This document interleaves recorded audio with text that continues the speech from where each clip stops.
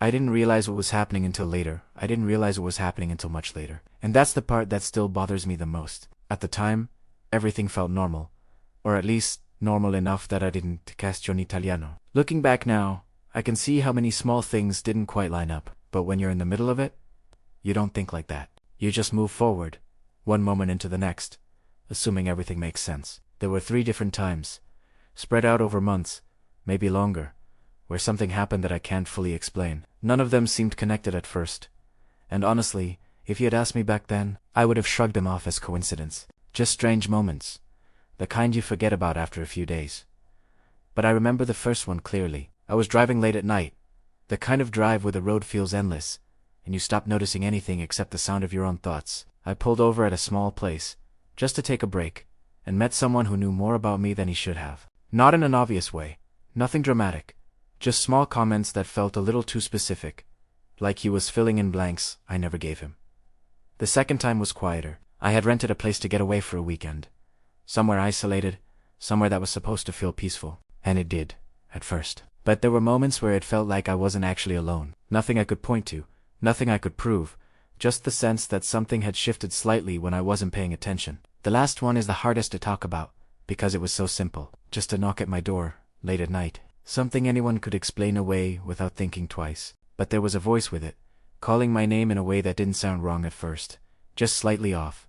Like it almost fit, but not completely. I didn't react the way I should have in any of those moments. I stayed polite, stayed calm, kept telling myself there was a reasonable explanation. That's the part I keep coming back to. Not what happened, but how easily I accepted it while it was happening. Because when I think about it now, really think about it, I can see the signs were there from the beginning. Small, quiet details that didn't belong.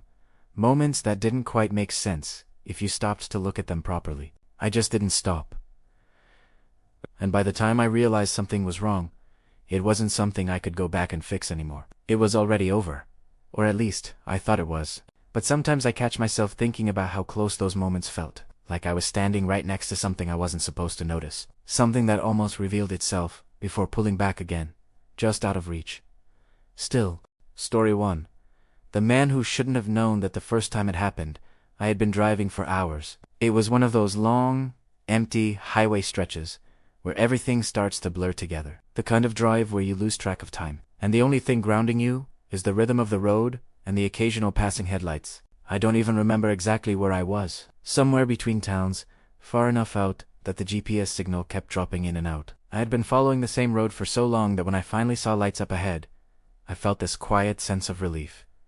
It was just a small roadside convenience store. Nothing unusual about it. A single gas pump, flickering slightly, and a building that looked older than everything around it. The parking lot was empty. I pulled in mostly to stretch my legs. When I stepped out of the car, the air felt colder than it should have been. Not freezing. Just still. Like the kind of quiet that presses in on you a little. No wind, no distant traffic, nothing. Just silence. I remember standing there for a second longer than necessary, like my body was waiting for something before I moved. But I shook it off and walked inside. The bell above the door rang. A sharp, hollow sound that echoed more than it should have. The inside of the store was dim, lit by those old fluorescent lights that hum quietly if you pay attention. There was only one person behind the counter. He looked tired. Not in a dramatic way, just the kind of tired you'd expect from someone working a late shift. He didn't greet me right away, just watched me for a moment before giving a small nod. I grabbed a bottle of water and something to snack on. Normal things. I remember trying to keep everything routine, like I didn't want to disturb the quiet of the place. When I walked up to the counter, that's when he finally spoke. Long drive. His voice was calm. Flat. Nothing strange about the words themselves. Yeah, I said, setting the items down. Pretty long. He nodded like he expected that answer. Not a lot out this way, he said, especially this late. I glanced toward the windows, but they were too dark to see anything outside. Yeah, I said again, kind of the point. That was when he smiled slightly. Heading north, right? It caught me off guard for a second, but I didn't think much of it. It was a highway. Most people passing through probably were. Yeah, I said, just passing through. He started ringing up the items slowly, his eyes flicking up to me every now and then. From the city. I hesitated for a second, then nodded. Yeah. He let out a quiet hum, like that confirmed something for him. Long way from there, he said. I shrugged. Just needed a break. There was a pause after that. Not an awkward one. Just longer than normal, like he was deciding whether to say something else. He almost didn't stop, he said. I blinked. What? He didn't look at me when he said it, just kept scanning the items. You are going to keep driving, he continued. Drove past the entrance a little before turning back. I felt a slight shift in my chest, something small but noticeable. Yeah, I said slowly. I mean, I wasn't sure if you were open. He nodded again. Most people don't notice it the first time. Something about the way he said it didn't sit right, but I couldn't explain why. I tried to laugh it off. Yeah, I guess I got lucky. He didn't respond to that. Instead, he handed me the total and waited. I paid, trying to keep the interaction moving, trying to keep it normal. But there was this feeling creeping in, like something had shifted slightly, just enough that I couldn't ignore it anymore. As I picked up my things, he spoke again. You've been on the road a while. It wasn't a question. Yeah, I said. Couple hours. He shook his head slightly. Longer than that. I paused. I mean, yeah, I said. I left earlier. He looked at me then, properly this time. Didn't you leave just after sunset? My stomach tightened a little. I didn't remember mentioning that. I didn't remember saying anything about when I left. Something like that, I said carefully. He smiled again, but it didn't quite reach his eyes. Figured, he said. You looked tired before you even got here. That should have been normal, I guessed. A reasonable observation. But it didn't feel like that. There was something too certain in the way he said it. I shifted my weight, suddenly aware of how quiet the store had become. I should probably get going, I said. He nodded slowly, like he had been expecting that. Yeah, he said. Still a long way ahead. I turned to leave, but then he added something. Be careful on that next stretch. I stopped. Why? He didn't answer right away. Instead, he leaned slightly against the counter, his gaze steady. Road gets a little confusing up ahead, he said. I frowned. Confusing how? He shrugged. Hard to tell where you are sometimes. That didn't make sense. It was a straight highway. I'll be fine, I said, forcing a small smile. He didn't return it this time. I'm sure you will, he said. I walked out after that, the bell above the door ringing again, sharper this time. The air outside felt heavier. I moved quickly to my car, not running, but faster than I had when I arrived. As I opened the door, something made me pause. I glanced back toward the store. Through the window, I could still see the counter, but he wasn't behind it. For a second, I thought maybe I had just missed him moving. Then I noticed something else. The door. It hadn't opened. I hadn't heard the bell, and yet I felt it before I fully saw it. That same stillness in the air. I turned slightly, just enough to look toward the side of the building. He was standing there, outside, watching me. I don't know how long he had been there. I don't know how he got there without passing me, without opening the door, without making a sound. He didn't wave, didn't call out. Just stood there, looking directly at me. And then he said something, not loudly, not even clearly. But I heard it. Don't miss the turn this time. My chest tightened, because I hadn't told him. I hadn't told him about the turn I almost missed earlier, the one I had to double back for. I got into the car without responding. Locked the doors, started the engine. I didn't look back again until I was already pulling out. And when I did, he was gone. Just empty space where he had been standing. I kept driving after that. Didn't stop again for a long time. At first, I tried to explain it. Told myself it was just a weird interaction. Maybe he saw me earlier. Maybe he guessed. But the more I thought about it, the less it made sense. There were too many small things that didn't add up. Things I never said. Things he shouldn't have known. And the part that still doesn't sit right with me. Esta primera cae en ti. Remember ever seeing him walk out of that store? Not then. Not ever. Story 2. The empty place that wasn't empty, the second time felt quieter, almost peaceful at the beginning, which is probably why it took me longer to notice something was wrong. It didn't start with a strange conversation or anything obvious. It started with silence. The kind of silence people look for when they want to get away from everything. I had rented a small cabin for the weekend. Nothing fancy. Just a basic place tucked deep into a wooded area, far enough from the nearest town that my phone barely worked. That was the whole reason I chose it. I wanted something isolated, somewhere I wouldn't be interrupted. When I first arrived, it felt exactly like I expected. The air was clean, The trees were dense enough to block out most of the sky, and there was this steady quiet that made everything feel slower. No traffic, no distant voices, nothing except the occasional rustling of leaves. The cabin itself was simple. One mine room, a small kitchen area, and a bedroom in the back. Everything looked clean, untouched, like no one had been there in a while. I remember thinking how perfect it was. Exactly what I needed. The first few hours passed without anything unusual. I unpacked a little, sat outside for a while, just listening to the stillness. It was calming in a way that almost felt unnatural after being around constant noise for so long. It wasn't until later that evening that I noticed the first small thing. I had gone inside to grab something, and when I came back out, I stopped for a second. The chair I had been sitting in earlier wasn't quite where I remembered leaving it. It wasn't a big difference, just angled slightly more toward the door than before. At the time, I didn't think much of it. I just assumed I had moved it without realizing.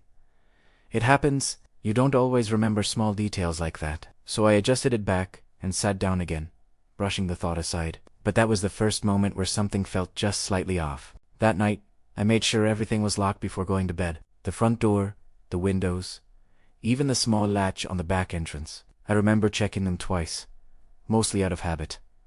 The cabin felt different at night, not in a dramatic way, just heavier. The silence wasn't calming anymore. It felt closer, like it pressed in from all sides. I tried to ignore it, told myself it was just because I wasn't used to being that far out. At some point, I woke up. I don't know what time it was. The room was completely dark, and for a few seconds, I just lay there, trying to figure out what had pulled me out of sleep. That's when I heard it. A faint sound. Not loud enough to be clear, but not something I could ignore either. It sounded like movement. Not outside. Inside, I stayed still, listening. The sound didn't repeat right away. Just that one moment, like something had shifted slightly and then stopped. I waited, trying to convince myself it was nothing. The cabin settling, maybe old wood adjusting. After a minute or two, I sat up slowly. "Hello?" I said, my voice quieter than I expected. No response. I got out of bed and walked through the cabin, checking everything. The main room, the kitchen, the door. Everything was exactly as I had left it. No signs of anyone. No open doors, no broken locks. Eventually, I went back to bed, telling myself I had imagined it. The next morning, things felt normal again. Sunlight coming through the windows, the same peaceful, quiet as before. It was easy to dismiss what happened during the night, once everything looked fine in daylight. I went out for a while, walked around the area, explored a bit. There was nothing nearby, no other cabins that I could see. No people, nothing. When I came back a few hours later, that feeling returned. Not immediately, but slowly, as I stepped inside. Something was different. At first, I couldn't tell what it was. Everything looked the same. Nothing was obviously out of place. Then I noticed the window in the main room. It was slightly open, just a crack, barely noticeable unless you were looking for it. I knew I had locked it the night before. I remembered checking it specifically. I walked over and touched it, half expecting it to be stuck or loose, something that would explain it. But it moved easily. I closed it again, slower this time, making sure the latch clicked into place. I stood there for a moment longer than necessary, just staring at it. There were explanations. Primera told myself. Maybe I hadn't locked it properly. Maybe it had shifted somehow. But that didn't explain the feeling that followed. That quiet sense that something had changed. That night, I stayed up longer than I planned to. I didn't want to fall asleep right away. Not after what had happened the night before. I kept the lights on, for a while, sitting in the main room, listening. At some point, I heard it again. The same kind of sound. Soft, controlled, like something moving carefully. I turned my head slowly toward the hallway leading to the bedroom. Nothing. The sound stopped the second I focused on it. I stayed there for a long time, not moving, just waiting to hear it again. But it didn't come back. Eventually, I forced myself to go to bed. I didn't sleep well. The next morning, I decided to leave for a bit, just to clear my head. I drove into town, grabbed some food, spent a couple of hours away from the cabin. When I came back, the first thing I noticed was the door. It was closed just like I left it, but something about it felt wrong. I stepped inside slowly. At first, everything looked normal again. Then, I saw the chair. It was mobed, not slightly this time, completely turned, facing the hallway. I stopped walking. Ikeneo primera deneti left it like that. There was no way I felt that same tightness in my chest. Stronger this time. I walked through the cabin again, checking everything, more carefully now. That's when I found it. It wasn't obvious. Just something small. On the kitchen counter, near where I had left my keys, there was a faint mark. A smudge that hadn't been there before. At first glance, it didn't look like much, but when I leaned closer, I realized what it was. A partial handprint. Not clear enough to see details, but enough to know it hadn't taken from me. I hadn't touched that spot. I stood there for a long time, staring at Italiano, trying to come up with any explanation that made sense. But nothing did. That was the moment everything shifted. Not into panic, but into something quieter. A realization. I wasn't alone there. And maybe I never had been. I didn't search the cabin again after that. I didn't check the rooms, didn't look for signs, didn't try to prove anything. I just packed my things. Slowly, carefully. Like I didn't want to draw attention to myself. I left before it got dark. Didn't look back once I stepped outside. Even when I got into the car, I avoided looking at the windows. Because I had this feeling that if primera did, I might see something I couldn't explain, and I wasn't sure what would be worse. Seeing it, or realizing how long it had been there without me noticing. Story 3. The voice outside my door the third time didn't happen somewhere remote, or on the road, or anywhere unfamiliar. It happened at home. That's probably why it stayed with me the most. It was late, not just evening, but the kind of late where everything feels slower and quieter than usual. I remember checking the time at one point and realizing it was well past midnight. I hadn't planned on staying up that long. I was just sitting in the living room, half distracted, not really doing anything important. The house was completely still. No TV, no music, nothing in the background. Just that low, almost unnoticeable silence you get when everything around you has settled. That's when I heard the knock. It wasn't loud, just a couple of quick taps against the door. At first, it didn't even register as strange. Someone knocking on a door isn't unusual. But then, I looked at the time again. That's when it felt off. Nobody I knew would show up that late without calling first. And even if they did, they wouldn't just knock like that. It was too light. Too careful. I stayed where I was for a few seconds, listening. Nothing. No second knock. No footsteps. No voice, just silence. Again, I stood up slowly and walked toward the door. Not rushing, just moving in that cautious way you do when something doesn't quite feel right, but you can't explain why. I didn't open it right away. Instead, I looked through the small gap in the curtain covering the window beside the door. There was nothing there. No one standing on the porch. No movement. Just darkness. I frowned, pulling the curtain back a little more, scanning the area. Still nothing. For a moment, I wondered if I had imagined it, or maybe it had come from somewhere else. Some distant sound that just happened to line up perfectly. I stepped back, about to turn away. Then it happened again. Another knock. This time, a little louder. I froze. It came from the door. There was no mistaking it now. I moved back toward the window and looked again. Still nothing. That's when I felt it. That same quiet shift. Like something had changed without me seeing it happen. I stayed there, staring out into the darkness, waiting for something to move. That's when I heard my name soft, just barely above a whisper. At first, it didn't sound wrong. It sounded familiar, like someone I knew calling out to get my attention. But there was something about it. Something just slightly off. I didn't respond. I told myself it was probably someone I knew playing a joke, maybe trying to get a reaction. But even as I thought that, it didn't sit right. No one I knew would do that, not like tease. "Hey!" the voice said again. Same tone. Same, almost familiar sound. I stepped closer to the door, my hand hovering near the handle, but I didn't touch it. "Who is it?" I asked. My voice sounded quieter than I intended. There was a pause. Then the voice said my name again. This time, slower. Like it was trying to get the pronunciation right. That was when the unease settled in fully. It wasn't just that the voice sounded strange. It was the way it was using my name. Too deliberate. Too focused. I swallowed, stepping back slightly. "If this is a joke, it's not funny," I said. No response. For a moment, I thought it might be over. Then came the knock again. 3 times, more forceful now. I flinched slightly, my eyes fixed on the door. "Open the door," the voice said. Still calm, still controlled. But there was something underneath it now, something that didn't belong. I shook my head instinctively, even though it couldn't see me. "I'm not opening it," I said. Another pause. Then, quieter this time, almost patient, "Just open the door."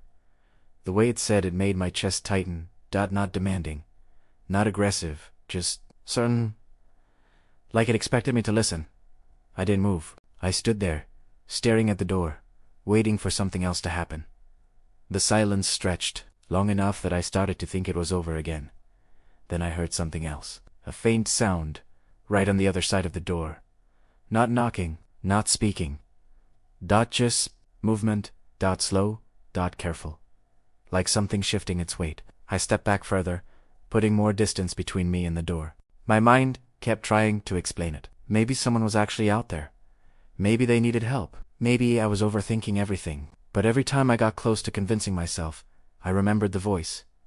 The way it said my name. The way it sounded like it was trying to be someone it wasn't. "I know you're there," it said. "Quieter now, closer."